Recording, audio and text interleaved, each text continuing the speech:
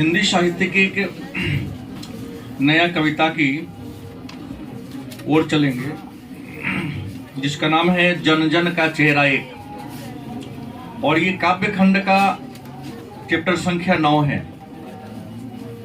जन जन, जन का मतलब क्या होता है? आदमी का चेहरा एक, माने प्रत्येक आदमी का चेहरा विचार एक समान होता है। भले वह इंसान भारत का हो या विश्व के किसी अन्य देश या महादेश का क्यों न हो। गांव अलग हो सकते हैं, देश अलग हो सकते हैं, नाम अलग हो सकता है, चमड़ी का रंग अलग हो सकता है, धर्म अलग हो सकता है। कवि गजानन माधव मुक्तिबोध का कहना है, लेकिन सबका चेहरा क्या होगा? एक होगा। तो जन जन का चेहरा एक, इस कविता के लेखक गजानन माधव मुक्तिबोध हैं। गजानन माधव मुक्तिबोध हिंदी साहित्य के आधुनिक काल के कवि हैं। इनका जन्म 13 नवंबर 1917 ईस्वी को मध्य प्रदेश के ग्वालियर जिला के शयोपुर नामा गांव में हुआ था। गजानन माधव मुक्तिबोध जो हिंदी साहित्य के आधुनिक काल के एक महान कवि हैं, इनका जन्म 13 नवंबर 1917 ईस्वी को मध्य प्रदेश के ग्वालियर जिला के शयोपुर नामा गांव में हुआ था। लेकिन इनका जो खानदानी निवास स्थान था, इनके पूर्वजों का जो वास्तविक निवास स्थान था, वह महाराष्ट्र के जलगांव में था। कहाँ के थे ये? महाराष्ट्र के जलगांव में जन्मे। इनके खानदानी निवास स्थान था जलगांव। आपको बता दूं, हो सकता है भूगोल या अन्य विषय में आपको फायदा करे कि भारत में अगर केला के लिए कोई शहर प्रसिद्ध है तो वह महाराष्ट्र का जलगांव। केवल भारत ही नहीं, संपूर्ण विश्व में जलगांव का केला अपने स्वाद के लिए विश्वविख्यात है। तो महाराष्ट्र के जलगांव में, जलगांव को खानदेश के नाम से भी, बहुमानी स्वराज्य में हम लोगों ने चर्चा किया है। खानदेश याद है ना? मुगल साम्राज्य पर आते समय। हाँ, तो प्रश्न है कि जलगांव में हुआ था। इनकी मृत्यु 11 सितंबर 1946 को मध्य प्रदेश के भोपाल में हो गई थी। सॉरी, उल्टा लिखा गया हमसे।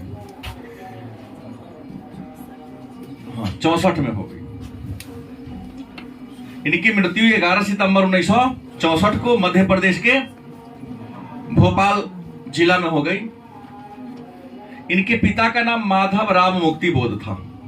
गजानन माधव मुक्तिबोध के पिता का नाम क्या था? माधव राम मुक्तिबोध, और माता का नाम था पार्वती बाई। इनकी पत्नी शांता थी। पत्नी का नाम क्या था? शांता। गजानन माधव मुक्तिबोध एक बहुत बड़े चिंतक, निबंधकार, कथाकार, उपन्यासकार और आलोचक के रूप में विख्यात थे, और ये विचार से मार्क्सवादी थे। ये जो गजानन माधव मुक्तिबोध थे, मार्क्सवादी विचारधारा के थे, और जो मार्क्सवादी विचारधारा के होते हैं वह गरीब, वंचित, असहाय के बारे में ज्यादा लिखते हैं। तो कविता के जो शीर्षक है, जो टाइटल है, इससे पता चल ही गया होगा कि ऐसा वही व्यक्ति लिखते हैं जो क्या हो? मार्क्सवादी विचारधारा के हो। तो ये मार्क्सवादी विचारधारा है के हैं। और सबसे बड़ी विशेषता जो पूछा गया प्रश्न भी है कि गजानन माधव मुक्तिबोध किस सप्तक के कवि हैं? तो ये तार सप्तक के कवि हैं। गजानन माधव मुक्तिबोध किस सप्तक के? साहित्य का एक क्षेत्र होता है, तो ये तार सप्तक के कवि माने जाते हैं। इनके पिता जो थे वह इंस्पेक्टर के पद थे। पुलिस में, कस्टम विभाग में इंस्पेक्टर के पद थे। इनके बारे में कहा जाता है कि पुलिस का हमेशा तबादला होते रहता है, आज यहाँ है कल वहां है, इसलिए प्रारंभ में पढ़ने में बड़ा ही कमजोर थे। इतना कमजोर थे कि 1930 में इन्होंने बोर्ड का एग्जाम, मिडिल स्कूल का परीक्षा दिया था। पहले मिडिल स्कूल में ही बोर्ड हुआ करता था, फेल हो गए पहली बार।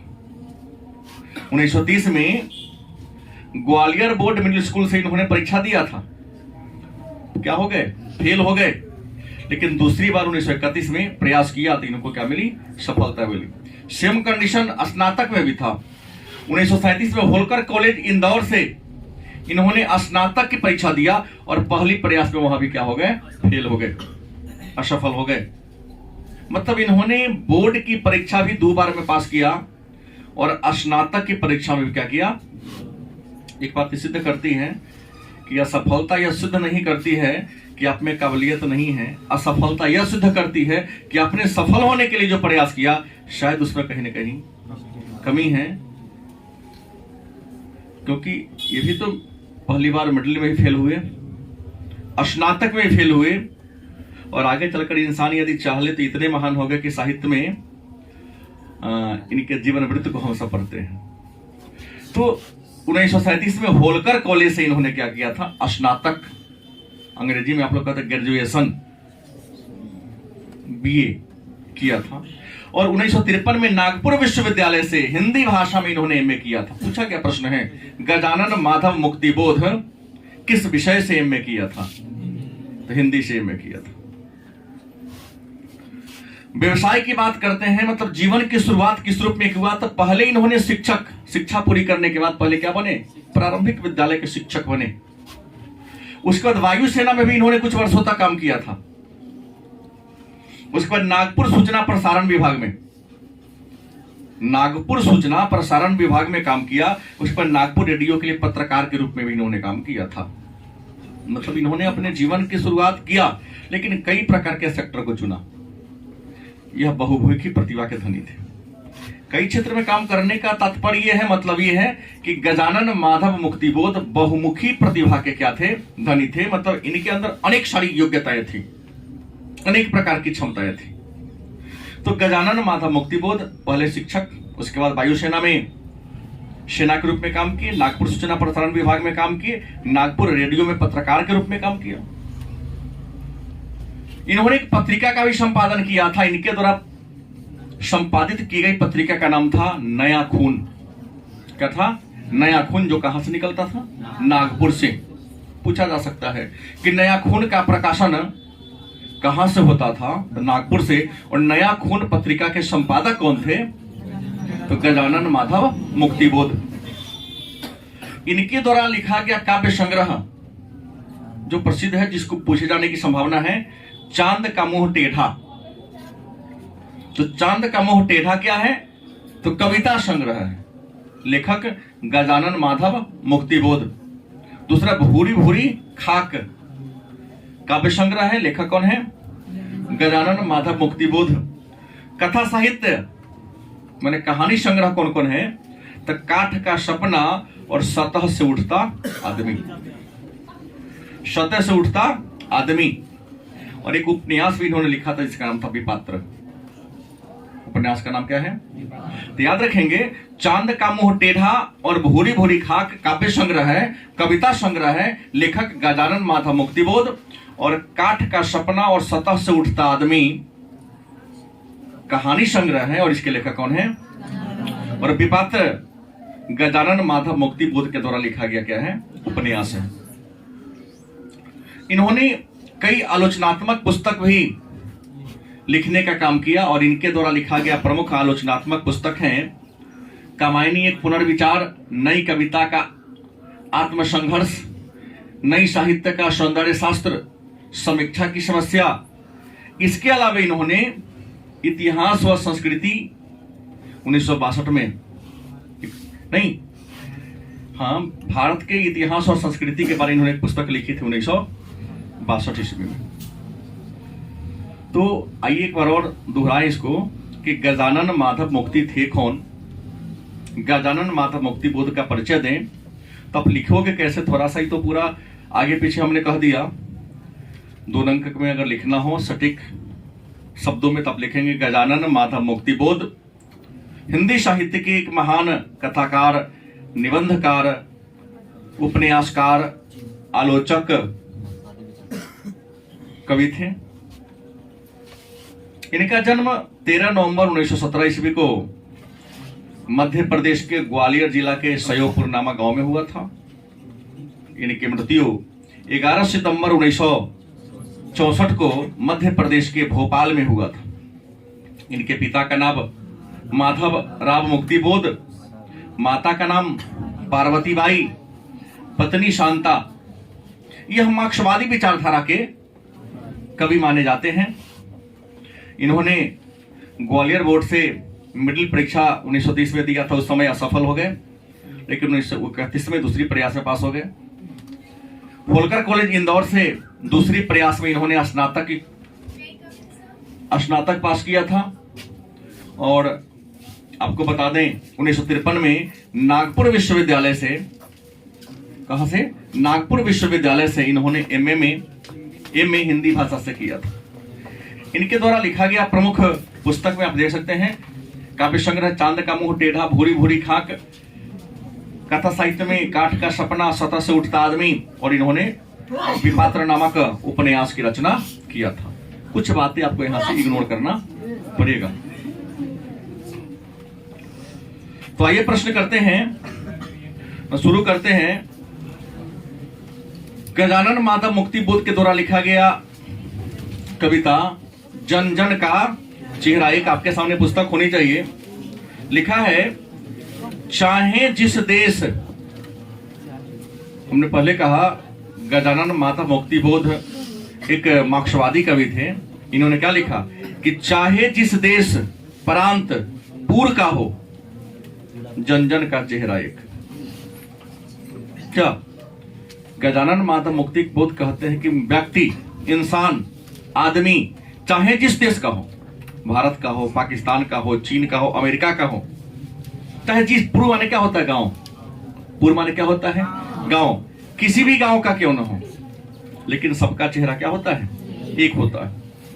एशिया को यूरोप की, अमेरिका की गलियों की धूप एक।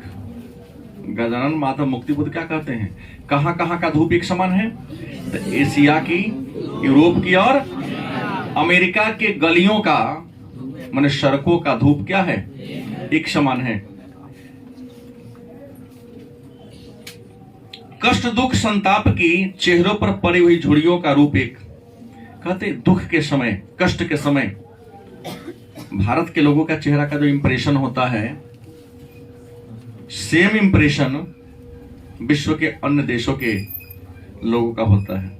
ये थोड़ी ना है कि कष्ट में इंडिया के लोग रोते हैं और अमेरिका के लोग कष्ट के समय हंसते हैं।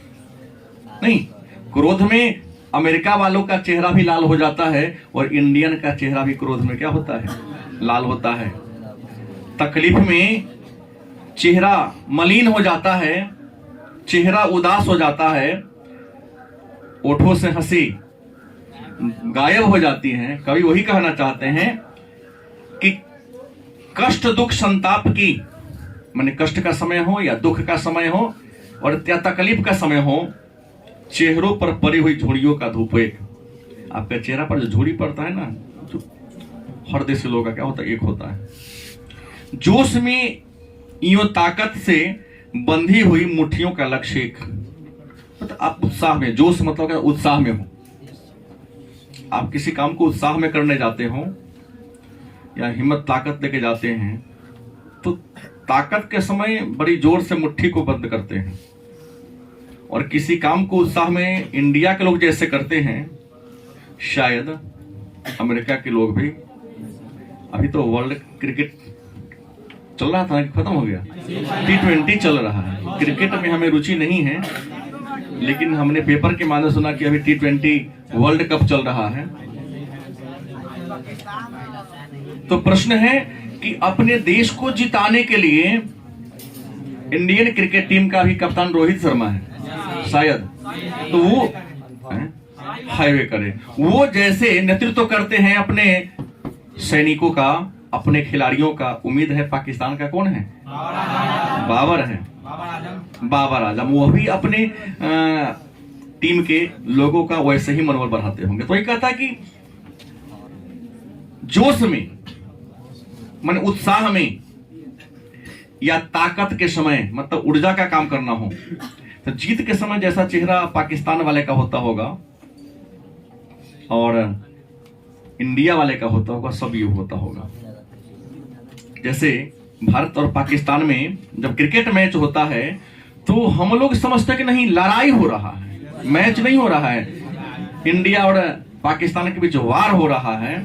लोग ऑफिस वगैरह खाना पीना सब छोड़ के टीवी, इंडिया के पाकिस्तान से हारने पर जैसे इंडियन लोग टेलीविजन फोड़ देते हैं, पाकिस्तानी भी टेलीविजन फोड़ देते हैं,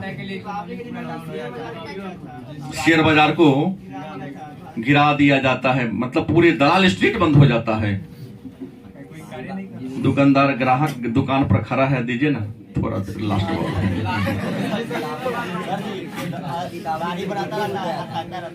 हाँ, हजाम एक बार चक्कर रहा से किया है, देख रहा है, रुके सर लास्ट बॉल है। कई इस क्रम में तो कई बार एगो मुछ डाउन हो गया, जो हुआ हमारा छक्का, ये छक्का देखो मुछ गया। हाँ, अब दूसरा है, हमारा छक्का था उसको नीचा करेंगे। मतलब ये कहना है कि जोश के समय या उत्साह के समय जैसे तुम्हारा इंप्रेशन होता है भाव का, चेहरा का, वैसे ही विश्व के हर देश के लोगों का होता है। कविता भारी नहीं, आसान है, बस इसको समझना है। दूसरा पद है, पृथ्वी के गोल चारों ओर के धरातल पर है जनता का दल एक पक्ष, एक पक्ष जलता हुआ लाल की भयानक सितारा एक, उद्दीपित उसका विकराल सा इशारा एक। कवि कहते हैं कि पृथ्वी के गोल चारों ओर के धरातल पर है जनता का दल एक पक्ष एक। हमारी पृथ्वी क्या है? गोल है। इस गोल पृथ्वी के चारों ओर इंसान है। गलत से ये थोड़ी ना है कि हम लोग धरती के ऊपर हैं, यह कहना मुश्किल है, क्योंकि गोल का, सर्किल का कोई किनारा नहीं होता है। ये तो चर्च बताता था कि पृथ्वी गोल है, किनारे जाओगे तो क्या हो जाओगे। ये चर्च पोप का मान्यता है, हम लोगों का मान्यता नहीं है। हम लोग तो गणित में ये पढ़े हैं कि सरफेस का किनारा ही नहीं होता है। होता है क्या? नहीं होता है। गोला का कोई किनारा नहीं होता है। कवि कहते हैं कि गोल पृथ्वी के गोल चारों ओर के धरातल पर है जनता का दल एक पक्ष एक। माने पृथ्वी गोल है, चाहे इसके ऊपर आदमी रहता हो या नीचे रहता हो, दाएं रहता हो या बाएं रहता हो, हर जगह के लोगों का दल एक है। जनता का दल क्या है? एक है और पक्ष एक है। नहीं, इंडिया के लोग भी सत्तारूढ़ पार्टी से यह कामना करते हैं कि हमारे भलाई के लिए अधिक से अधिक काम करें। नहीं, और अमेरिका के लोग भी तो यही सोचोगे ना। लेकिन इंडिया के पार्लियामेंट में बैठे जनता के प्रतिनिधि भले ही देश के हित के लिए पेपर में दिखावा करते हैं, लेकिन भलाई उनकी अपनी छुपी होती है। गलत कि सही? तो अमेरिका के कांग्रेस में बैठा लोग भी देश के हित के लिए नियम बनाते हैं, लेकिन पॉकेट अपना भी देख कर बनाते हैं। तो पृथ्वी गोल है। अब पृथ्वी के गोल के अलग अलग क्षेत्र में रहने वाले सभी देश के जनता का विचार क्या है? एक है। उनका पक्ष क्या है? एक है। जलता हुआ लाल की भयानक सितारा एक। सूर्य जलता हुआ आग का क्या है? गोला है। और शायद आप लोग जानते ही होंगे, पहले पढ़े होंगे, हाइड्रोजन और हीलियम गैस का मिश्रण है। हाइड्रोजन और हीलियम आपस में संलयन करते हैं, नहीं, और उसमें से ऊर्जा निकलती है।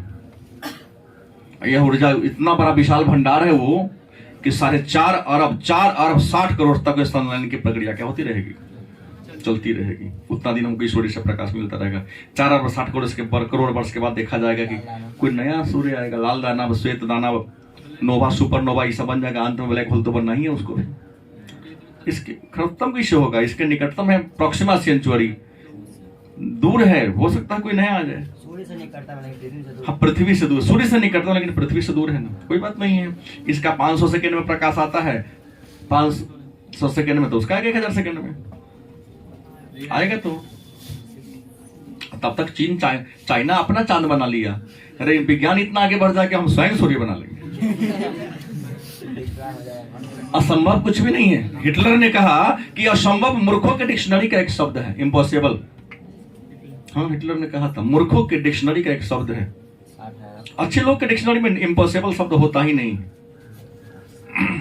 तीसरा है गंगा में। यहां प्रश्न कीजिएगा, वस्तुनिष्ठ में हर बात का उल्लेख करेंगे कभी, कि गंगा में, इरावती में, मीनाम में अपार अकुलाती हुई गंगा किसका नाम है? नदी का नाम है। इरावती भी नदी है म्यांमार की, मीनाम भी नदी है, अपार अकुलाती हुई नील नदी, अमेजन नदी, मिसौरी नदी में वेदना से गाती हुई, बहती बहाती हुई जिंदगी की धारा एक, प्यार का इशारा एक, क्रोध का दुधारा एक। कवि कहते हैं चाहे वह गंगा नदी हो, चाहे वह इरावती नदी हो, चाहे वह मीनाम नदी हो, चाहे नील नदी हो, चाहे मिसौरी नदी हो, चाहे अमेजन नदी हो, सब नदी में जो जल है एक निश्चित गति से, एक निश्चित चाल से और एक निश्चित दिशा में प्रवाहित होती है। गलत किस है? ऐसा कोई नदी है जिसकी धारा विपरीत दिशा में बहती हो? नहीं, उच्च से निम्न की ओर, उच्च ढाल से निम्न ढाल की ओर चाहे। लेकिन याद रखेंगे उसी नदी का नाम चर्चा करेंगे जिसका वर्णन कविता में है। प्रश्न पूछेगा कवि गजानन माधव मुक्तिबोध ने जन जन के चेहराए कविता में किन किन नदियों के बारे में उल्लेख किया है? प्रश्न ऐसे आ सकता है, किन किन देश के धूप को एक माना है? इस टाइप का प्रश्न आ सकता है, पूछ सकता है। तो लिखा है, कवि कहते हैं कि गंगा में, इरावती में, मीनाम में, नील नदी में, अमेजन नदी में, मिसौरी नदी में जो जल धारा प्रवाहित होती है, जल के धारा का प्रवाह होने का क्या है? गति एक है। इनके जल में कोई मौलिक अंतर, जल के माध्यम से ये बताना चाहते हैं कि चाहे दुनिया के किसी भी देश का लोग हो, उनके विचार में कोई मौलिक अंतर नहीं है। हम भी स्वार्थी हैं, आप भी स्वार्थी है भाई। हर इंसान स्वार्थ की कामना से लेकर कोई ना कोई काम करता है। अगर स्वार्थ ना हो तो इंसान काम नहीं करेगा। मैं पढ़ा इसलिए रहा हूं क्योंकि मेरा भी स्वार्थ छुपा हुआ है। आप पढ़ इसलिए रहे क्योंकि आपका पक्का विश्व में क्या है? स्वार्थ है। जिस दिन स्वार्थ की भावना त्याग देंगे, बहुत सारे आपके इष्ट मित्र हैं जिनके पास स्वार्थ है ही नहीं आते हैं पढ़ने। क्या मतलब है पढ़ने से? पढ़ के क्या होगा? आते हैं जाते हैं। कीड़ा मकोड़ा के लिए तो 1 अरब 35 करोड़ आबादी देश का है, उसमें 35 करोड़ लोग ही अच्छा जिएगा। 1 अरब तक कीड़ा मकोड़ा के जीवन ही जीता है। किसी विद्वान ने लिखा ना, साहित्य संगीत कला विहीन साक्षात पशु पूछ विषानहीन। बिना पूछ वाला पशु के समान धरती पर भड़क रहा है। गलती बोल दिया। बिना पूंछ वाला पशु के समान 10 बच्चे भटकते हैं, उसमें 9,500 बिना पूंछ वाला पशु के समान है। ये भी बात गलती नहीं बोला हूं। हिंदी के क्लास की जगह लिए प्रश्न हल्ला किया, हमने प्रश्न किया, साइंस के बच्चे हो, what is meaning of RS factor? हल्ला काहे कर दिया? तमाशा मनोरंजन के अंदर चल रहा है। साइंस ना 10वां महीना चलेगा, आरएस फैक्टर तुम नहीं जानते हो, क्या पता साइंस है? जहां हमको इसे क्या मतलब था? हल्ला क्यों करते हो? सो क्यों करते हो? ये जानते हो, वो जानते हो। तो ये कहता है कि सभी नदी के ये है, बहती हुई जिंदगी का धारा है। याद रखें, आपके जीवन के बढ़ने का जो धारा है वो भी एक समान है नहीं। हर इंसान का प्रगति करने का विचार एक ही होता है कि हम जीवन में क्या हो, सफल हो जाए, अपने लक्ष्य को क्या कर ले, पूरा कर ले। हर इंसान अपने जीवन का गोल बनाता है, चोर चोरी करने का, बेईमान बेईमानी करने का। हर इंसान के गोल होता है और उस गोल को पूरा करने के लिए कवि कहते हैं, जैसे नदी बहती जाती है, नदी का उद्देश्य क्या है? उद्गम से लेकर अपने मुहाना तक एक अनवरत गति से चले। बीच में रुकावट आती है तो नदी उसको तोड़ के आगे कर देती है। इंसान भी नदी की, इंसान का जीवन भी नदी की धारा की तरह है, कवि कहते हैं। और जन्म से लेकर मृत्यु तक अपने जीवन के भौतिक सुखों से परिपूर्ण करना चाहता है, और इस भौतिक सुख को प्राप्त करने में जो रुकावट पैदा करता है, इंसान उसको क्षति पहुंचाने का काम करता है। विवाद क्यों होता है? विवाद का मूल वजह है कि किसी ने रुकावट पैदा किया। नदी में बाढ़ क्यों आती है? नदी पुल क्यों तोड़ता है? तो नदी पुल इसलिए तोड़ता है कि नदी अनवरत बहना चाहती है धारा, पुल नीच होता है, रुकावट डालता है, हटा दिया तो न तू रहेगा ना हमको रुकावट डालेगा। इंजीनियर ने कहा कि पुल ऊंचा कर दो। जब पुल ज्यादा ऊंचा होगा, नदी को बहने में रुकावट पैदा नहीं होगी, पुल टूटेगा ही नहीं। पहले का पुल नीच हुआ करता था, अब जो भी पुल बनता है बहुत ज्यादा ऊंच बनता है। कि वो भी समझ गया कि जैसे इंसान विघ्न पड़ने पर विवाद करता है, तो शायद नदी भी रुकावट होने पर पुल को क्या करता है? बंध को तोड़ता, ऊंचा कर दो, बहने में परेशानी नहीं होगी, टूटेगा ही नहीं। तो बहती हुई जिंदगी का धारा भी एक है नदी के समान हम सबका।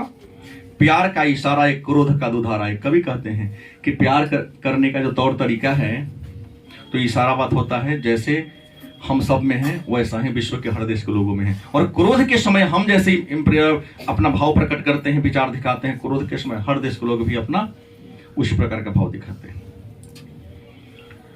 अगला है पृथ्वी का प्रसार अपनी सेनाओं से किए हुए गिरफ्तार, गहरी काली छाएं पसार कर खरे शत्रु का काले से पहाड़ पर, काला काल दुर्ग एक, जन शोषक शत्रु एक, आशामयी लाल लाल किरणों के अंधकार, चिरता हुआ मित्र का स्वर्ग एक, जन जन का मित्र एक।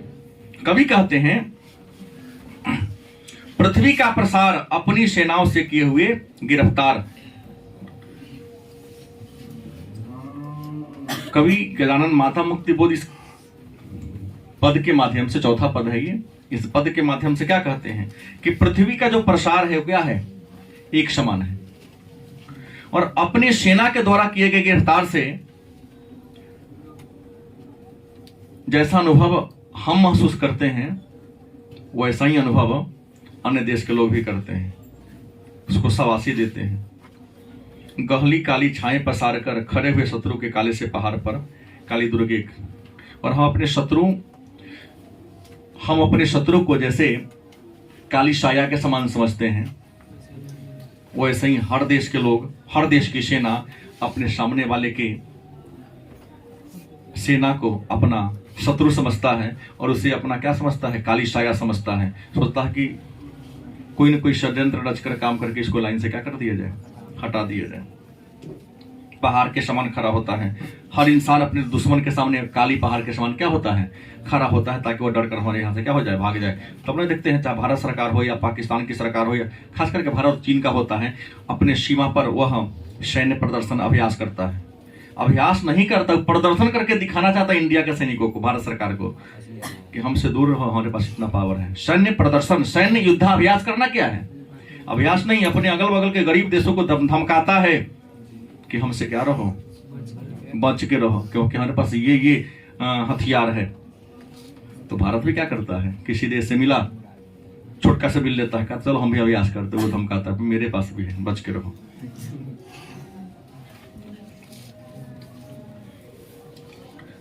जन शोषक शत्रु एक, याद रखेंगे, जनता का शोषण करने वाले जो जनप्रतिनिधि हैं वो भी एक समान है। जैसे अमीर गरीब को जैसे शोषण इंडिया में करते हैं, नहीं, अन्य देश में भी शोषक लोग इसी प्रकार शोषण करते हैं। हाँ, उनका करने का तरीका अलग हो सकता है। यहाँ पर मंदिर के किनारे बैठकर भिखारी भीख मांगते हैं, वहां 5 रुपया कलम कहेगा 25 रुपये प्लीज गिव मी 25 सेंट। यहाँ कहेगा 1 रुपया दे दीजिए, वो कहेगा 25 सेंट दीजिए। मतलब अमेरिका में पैसा को सेंट कहते हैं। हमने कहा डॉलर माने रुपया हो गया, डॉलर का जो नीचे वाला वैल्यू है तो उसको सेंट कहते हैं। छोड़िए ना, हमने क्या कहते, बात को मान लीजिए ना। डॉलर हमको आता है तो हम जानते हैं ना कि उसको क्या कितना मिला, हमको आज के वीडियो पर कितना दिया तो कहता है इतना सेंट आपको मिला। हम पर देख के पता, हमको आता होता कुछ नहीं है। डॉलर माने रुपया के सेंस में आ गया, सेंट माने पैसा में आ गया। हम लोग पैसा कहते रुपया, वो लोग सेंट कहता है, डॉलर कहता है। विराट प्रकाश से क्रांति की ज्वाला एक, धधकते वक्षों में सत्य की उजाला एक, लाखों लाख पैर के मोच में वेदना का तार एक, हिये में हिम्मत का सितारा एक, चाहे जिस देश प्रांत पूर्व का हो, जन जन का चेहरा एक। गजानन माता मुक्ति बोध कहते विराट प्रकाश एक, क्रांति की ज्वाला एक। मैंने सूर्य से निकलने वाला प्रकाश या इंसान के चेहरा से निकलने वाला प्रकाश भी एक समान होता है। और क्रांति के समय आपका भाव जैसा होता है, सामने वाला का ही भाव क्या होता है, वैसा ही होता है। क्योंकि क्रांति के समय आपके सीना में जो ज्वाला धधकती है वैसा ही ज्वाला नहीं। पाकिस्तान के सैनिकों ने इंडिया के सैनिकों पर वार करके क्षति पहुंचाया, तो इंडिया के सैनिकों में जो पाकिस्तान के विरुद्ध आग की ज्वाला धधकती है उसके सैनिकों के मन में, वैसा ही ज्वाला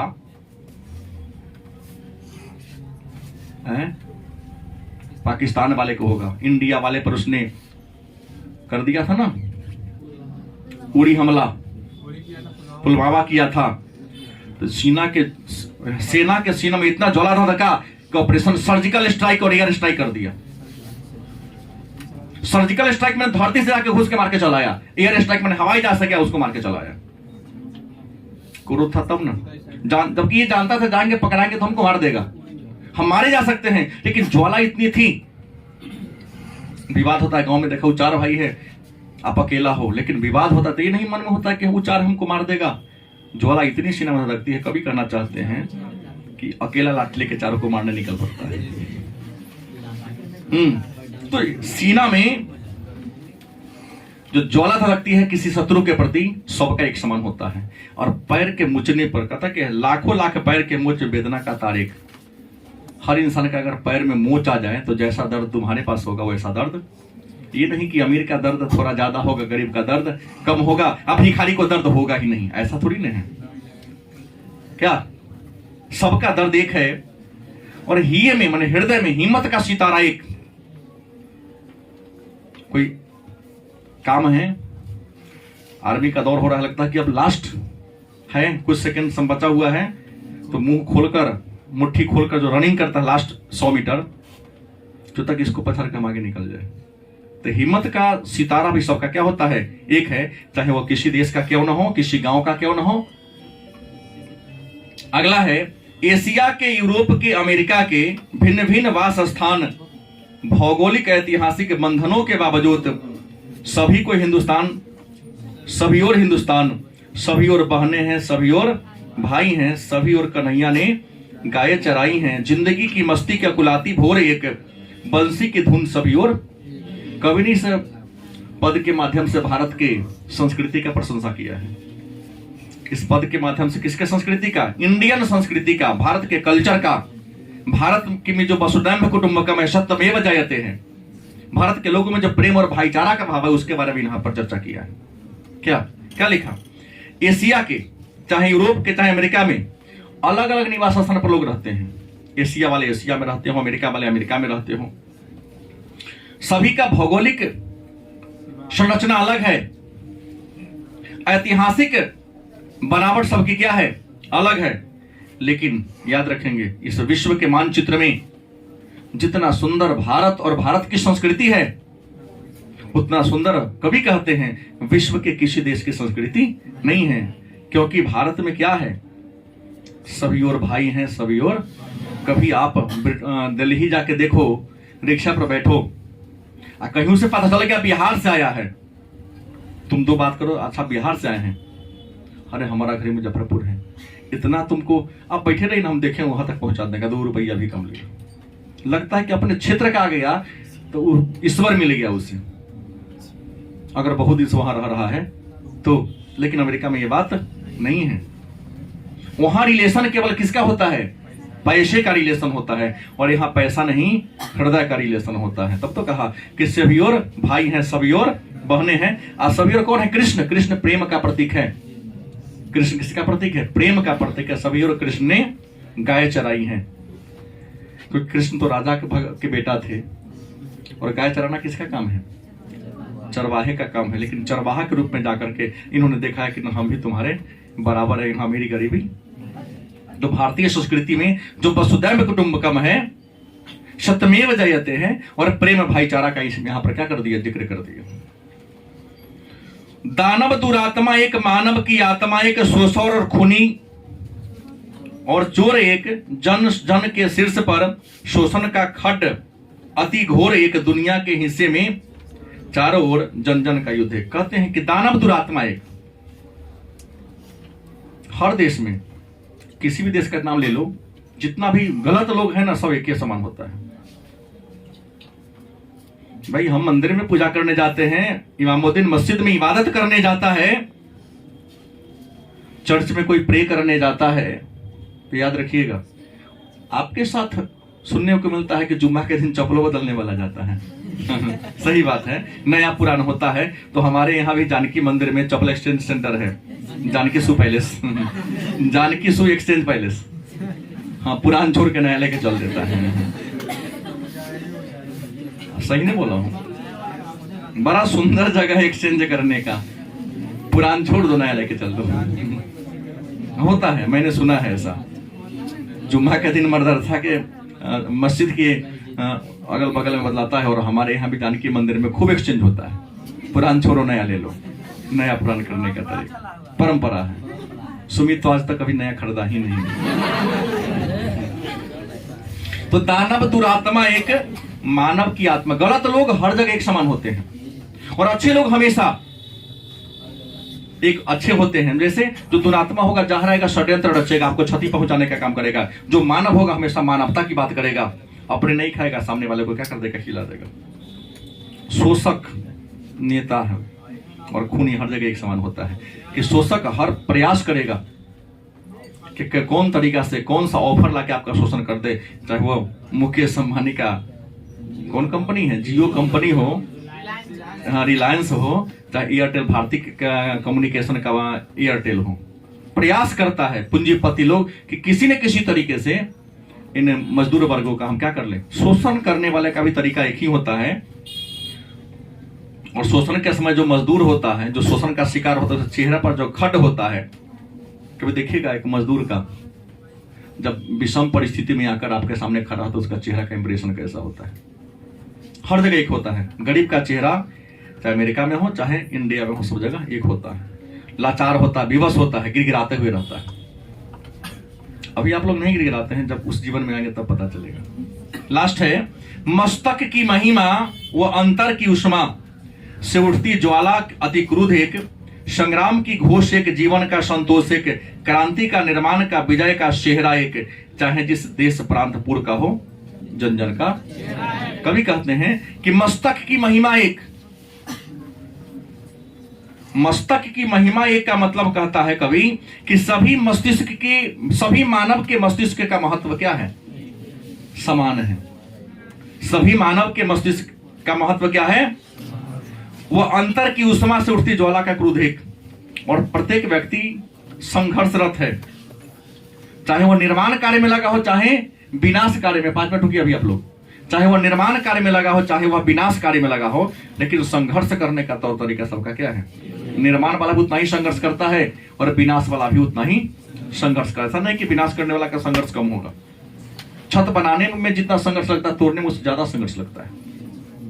तो निर्माण विनाश को ही कहते हैं कि अंतर व उष्मा से उठती ज्वाला, अति क्रोध एक, संग्राम की घोष और जीवन का संतोष एक है।